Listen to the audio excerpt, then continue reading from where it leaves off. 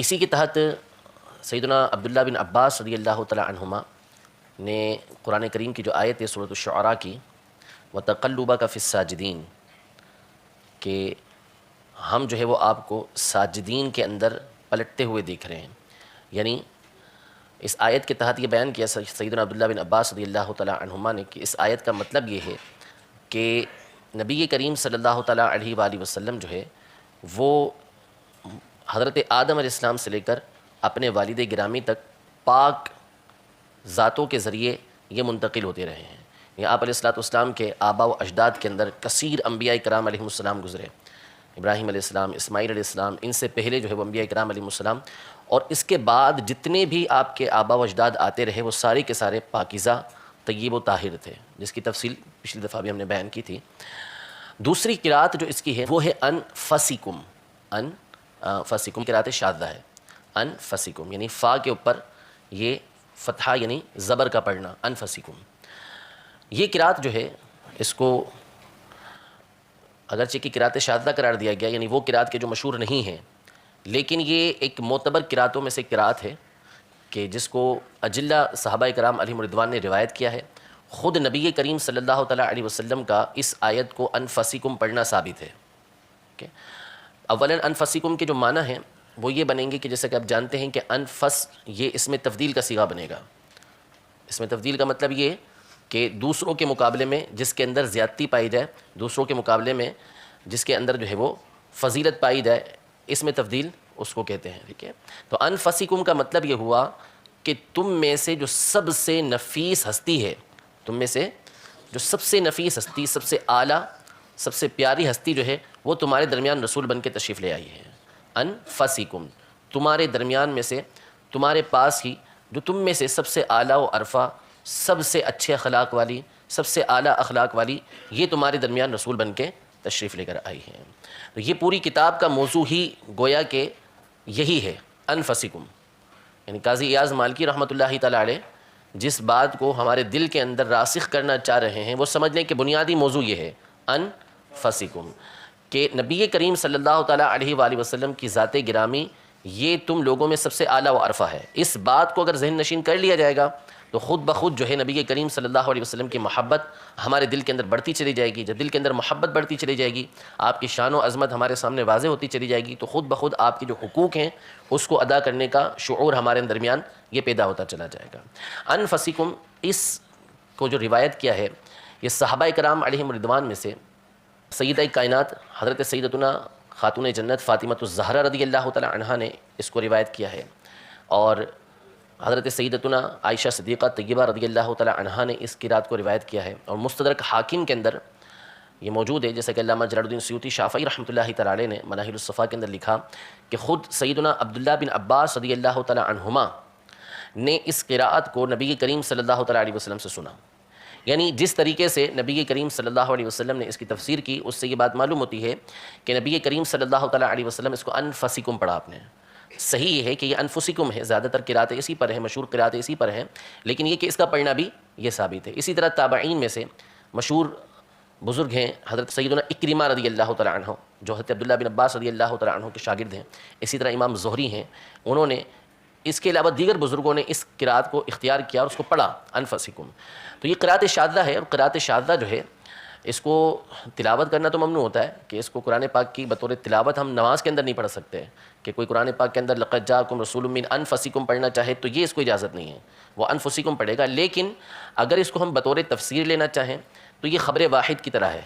یہ خبر واحد کی طرح ہے، حدیث پاک کی طرح ہے کہ جس کے ذریعے سے ہم قرآن پاک کی تفسیر کو بیان کر سکتے ہیں، قرآن پاک کی تفسیر بیان کر سکتے ہیں۔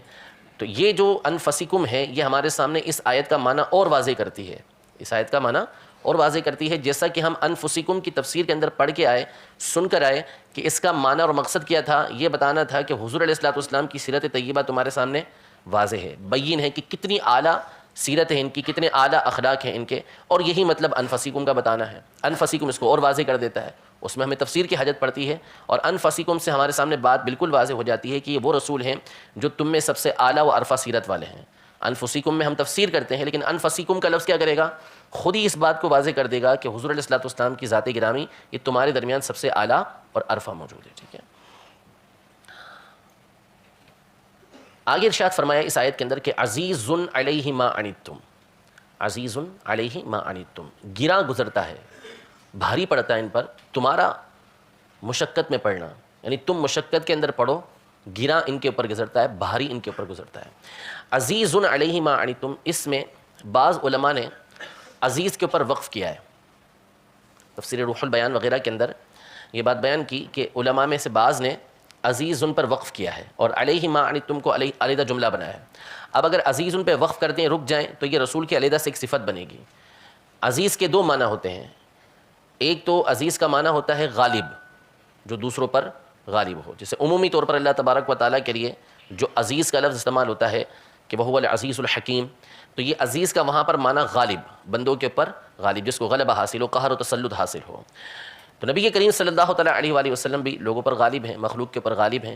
اس لیے آپ علیہ الصلوۃ والسلام کے لیے عزیز کا لفظ استعمال ہوا۔ اور علماء نے اپنی کتابوں کے اندر، جیسے علامہ جلال الدین سیوطی شافعی رحمۃ اللہ تعالیٰ علیہ نے اپنی تصنیف الریاض الانیقہ کے اندر نبی کریم صلی اللہ علیہ وسلم کے جہاں نام ذکر کیے وہاں ایک نام عزیز ذکر کیا ہے کہ حضور کے ناموں میں سے ایک نام عزیز ہے۔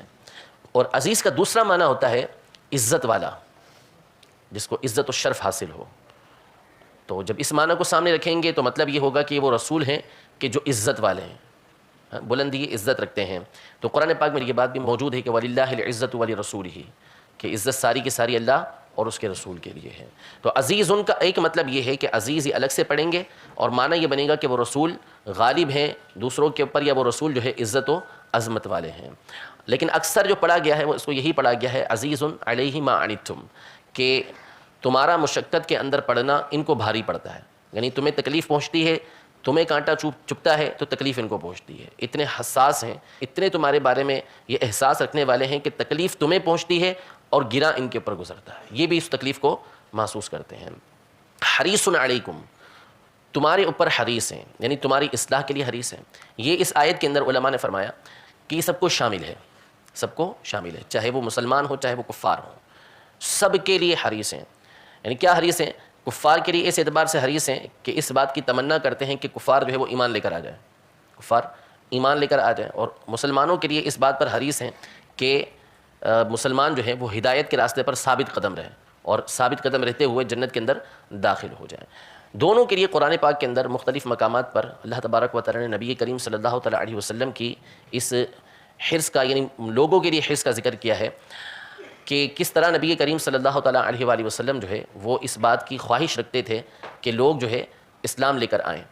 ارشاد فرمایا اللہ تبارک و تعالی نے سورۃ الانعام کے اندر کہ وَإِن كَانَ كَبُرَ عَلَيْكَ إِعْرَاضُهُمْ فَإِنِ اسْتَطَعْتَ أَن تَبْتَغِيَ نَفَقًا فِي الْأَرْضِ أَوْ سُلَّمًا فِي السَّمَاءِ فَتَأْتِيَهُمْ بِآيَةٍ، یعنی ان کا اعراض کرنا،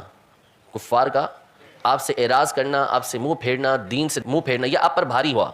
یہ آپ پر بھاری ہوا، تو اگر آپ اس بات کی استطاعت رکھیں کہ آپ زمین میں سرنگ لگائیں یا آسمان میں سیڑھی لگائیں، یعنی زمین میں سرنگ لگا کر اور آسمان میں سیڑھی لگا کر کفار جن جن باتوں کا تقاضا کرتے ہیں، جن آیتوں کا، جن نشانیوں کا تقاضا کرتے ہیں، آپ سرنگ لگا کر اور آسمان میں سیڑھی لگا کر بھی وہ نشانیاں لے آئیں، اگر یہ مکمل اختیار آپ کو دے دیا جائے، اللہ تبارک و تعالیٰ یہ چیز بھی آپ کے حوالے کر دے، تو آپ یہی کریں گے کہ آپ زمین میں سرنگ لگائیں یا آسمان میں سیڑھی لگائیں اور کفار جو تقاضا کرتے جائیں آپ اس کو پورا کرتے چلے جائیں۔ کیوں؟ اس لیے کہ یہ نشانی دیکھ کر یہ ایمان لے کر آ جائیں، یہ نشانی دیکھ کر یہ ایمان لے کر آ جائے۔ لیکن اللہ تبارک و تعالیٰ کی یہ حکمت نہیں ہے، اللہ تبارک و تعالیٰ کی یہ حکمت نہیں ہے۔ اللہ تبارک و تعالیٰ نے بہت ساری نشانیاں کفار کے سامنے پیش کر دیں کہ جس کے ذریعے سے وہ ایمان قبول کر سکتے تھے، تو ہر نشانی انہی کے تقاضے کے مطابق اترے، یہ اللہ تبارک و تعالیٰ کی حکمت کے خلاف ہے۔ لہذا آپ علیہ الصلوۃ والسلام تو ایسے حریص علیکم ہیں کہ اگر آپ کے اختیار کے اندر ہو اور آپ کو یہ بات دے دی جائے کہ ویسے اختیار ہے آپ علیہ الصلوۃ والسلام کو، لیکن یہاں اللہ تبارک و تعالیٰ کی حکمت اس بات کا تقاضا نہیں کرتے، لہذا نبی کریم صلی اللہ علیہ وسلم بھی یہ نہیں کرتے۔ تو اگر تو ایسا ہو کہ آپ چاہیں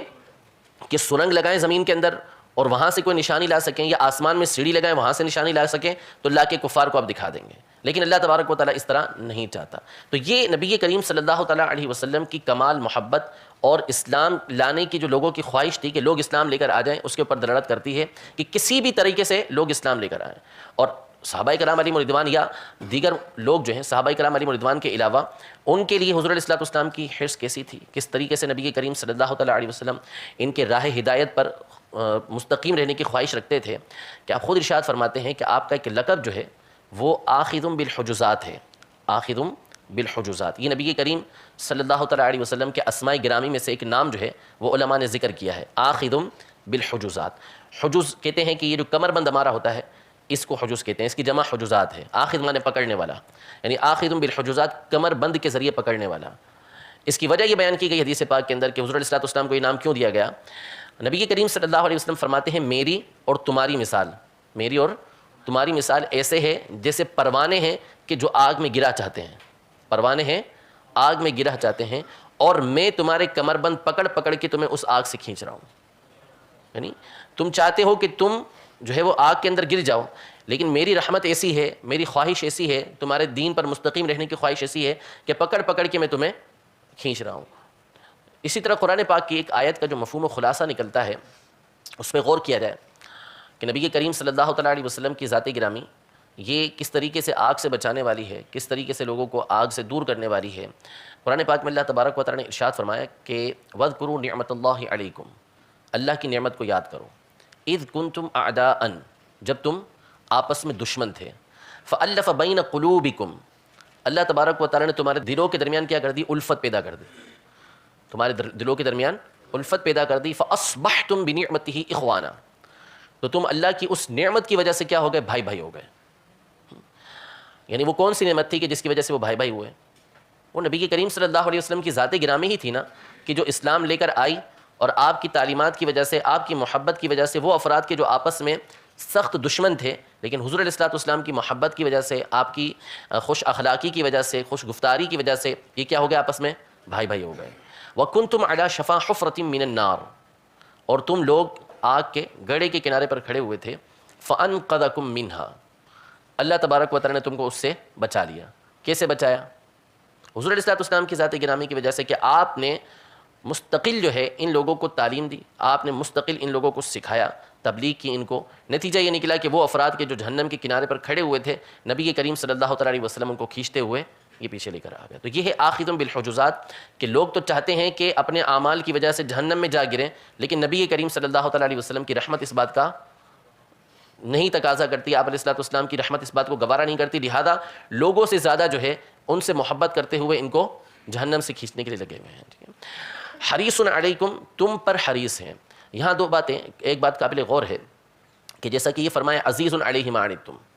عزیز پہ وقف کرنا کیا ہے، جائز ہے کہ یہ عزیز کیا بن جائے گی، الگ سے صفت بن جائے گی، ٹھیک ہے، علیہ ما عنتم کے لیے پھر الگ جملہ بنے گا، لیکن حریص پر وقف کرنا جائز نہیں ہے۔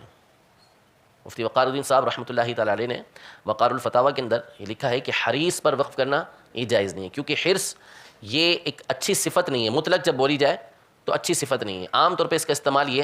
اچھے انداز میں نہیں ہوتا، حالانکہ حرص کی قسمیں مختلف ہوتی ہیں۔ بعض حرص جو ہے وہ محمود ہیں، پسندیدہ ہیں، کہ مومن بھی حریص ہوتا ہے، لیکن کس کا حریص ہوتا ہے، نیکیوں کا حریص ہوتا ہے، یہاں تک کہ اس کا منتہا، اس کا منبع جو ہے وہ جنت جا کے بنتا ہے، ٹھیک ہے نا، اس کا منتہا جنت بنے گا۔ لیکن عمومی طور پر حریص جو ہے وہ اچھے الفاظ میں استعمال نہیں ہوتا، تو اس لیے یہ فرمایا کہ حریص پر وقف کرنا یہ درست نہیں ہے۔ عزیز پر وقف درست ہے، لیکن حریص پہ وقف درست نہیں ہے، بلکہ حریص علیکم کہا جائے گا، کہ وہ اپنی ذات پر حریص نہیں ہے، بلکہ کس پر حریص ہیں، تمہارے اوپر حریص ہیں، تمہاری ہدایت پر، تمہاری بھلائی کے لیے وہ حریص ہیں۔ پھر ارشاد فرمایا بالمؤمنین رؤوف الرحیم، کہ مومنوں پر کمال مہربان ہیں،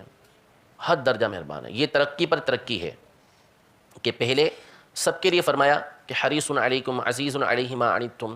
اب یہ ارشاد فرمایا خاص مومنوں کے لیے کہ مومنوں پر تو وہ کمال درجہ مہربان ہے، حد سے بڑھ کر مہربان ہے۔